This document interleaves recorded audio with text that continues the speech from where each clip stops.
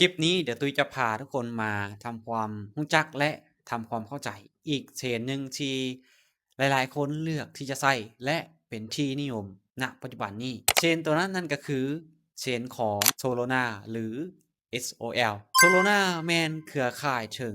บล็อกเชนสาธารณะตัวหนึ่งที่สร้างขึ้นมาเพื่อเป็นแพลตฟอร์มในการรันสมาร์ทคอนแท็กหรือสัญญาอัจฉริยะนั่นเองและโปรเจกต์ที่ไร้ศูนย์กลางต่างๆเช่นว่า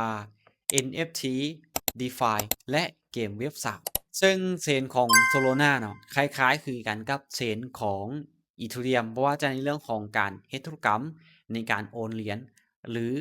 การสร้างเหรียญถึงเชนของ Solana เราก็สามารถที่จะเฮ็ดได้แต่สิ่งที่เชนของ Solana แตกต่างจาก Ethereum เดี๋ยวมาฟังนำกันความแตกต่างระหว่างเชนของ Solana กับเชนตัวอื่นเนาะในเรื่องของการประมวลผลในการเฮ็ดธุรกรรมต่างๆเชนของ Solana สามารถประมวลผลได้ไวหลายหมื่นธุรกรรมต่อวินาทีเลยถ้าเทียบกับเชนตัวอื่นอย่างเช่น Ethereum หรือ Bitcoin อาจจะใช้เวลาดนในการประมวลผลในการเฮ็ดธุรกรรมและอีกอย่างหนึ่งเนาะค่าธรรมเนียมในการเฮ็ดธุรกรรมถึงเชนของ Solana เนี่ยค่าธรรมเนียมหรือว่าค่าแก๊สค่อนข้างว่าจะถูกในการเฮ็ดธุรกรรม1ครั้งเสียค่าธรรมเนียมอยู่ที่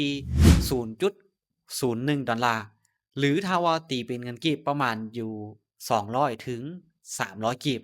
ฉะนั้นเห็นบ่ค่าธรรมเนียมค่อนข้างว่าจะต่ำและในเครือข่ายของ Solana จะมีเหรียญประจำถิ่นนั่นก็คือ SOL ซึ่งหน้าที่ของ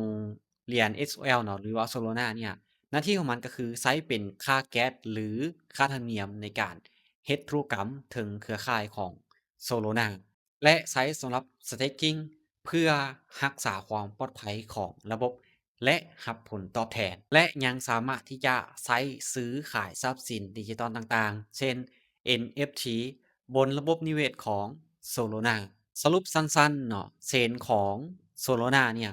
เปรียบเสมือนทางด่วนของบล็อกเชนที่เน้นความไวสูงและค่าธรรมเนียมที่ถูกโดยมีเหรียญของ SOL เป็นค่าน้ำมันในการขับเคลื่อนในการเดินทาง